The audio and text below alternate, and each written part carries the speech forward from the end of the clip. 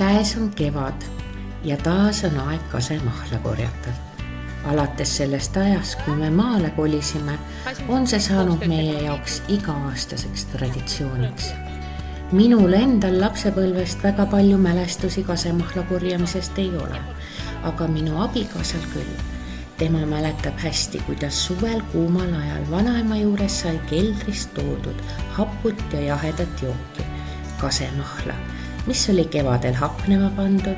See oli kosutav ja värskendav. Vanasti tehtigi nii. Kasemahl, mida kohe ära ei joodud, pandi hapnema. Heina ajal võeti see jahe märjuke keldrist välja ning see oli justkui nii toidu kui joogi eest. Vanasti osati oma keha eest hoolt kanda ja kasutada seda, mida loodus parasjagu pakkus.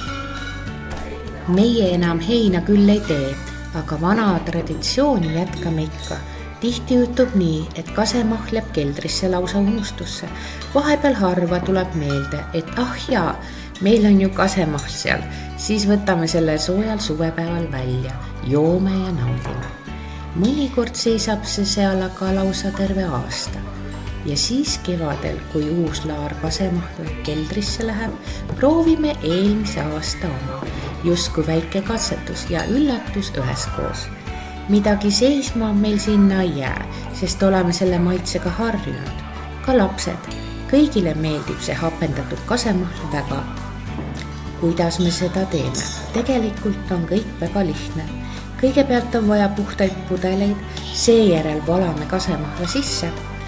Eelmisel aastal panin kasemahla käima kuivatatud aprikoosidega, lihtsalt sellepärast, et kapis polnud parasjagu midagi muud, aga sama hästi sobivad rosinad või tükk leiba. Seejärel keerab korgi peale, kirjutad kuupäeva ja paned pudeli kuhugi varjulisse kohta seisma. Sahver või kelder on selleks ideaalsed ja siis lihtsalt unustad nad mõneks ajaks. Kui käes on suur suvi, võid hapendatud kasemahla keldrist välja tuua ja panna mõneks ajaks külmikusse jahtuma ning kui palaval päeval tahad janu kustutada, siis pole midagi paremat, kui võtta külmikust üks klaas seda hapukat värskendavat jooki.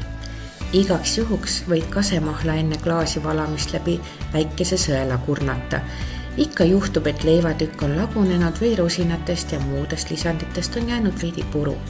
Seejärel istu kuhugi maha, võta hetk iseendale ja lihtsalt naudi.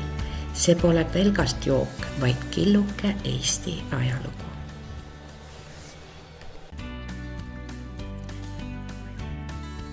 Väga hea.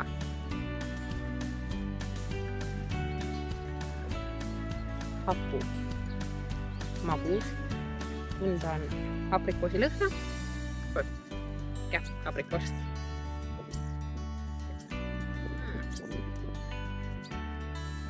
Aasta aega laagerdunud.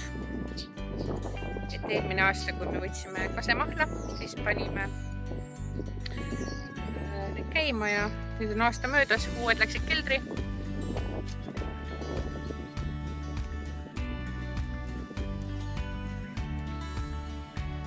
Vot see teeb kõhule pai.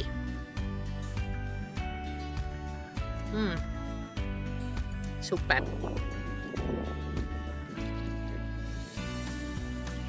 Olla. Aga ta on isegi aasta. Ja, ega ta. Vaata ka. Kõik olete nagu purgi edasi.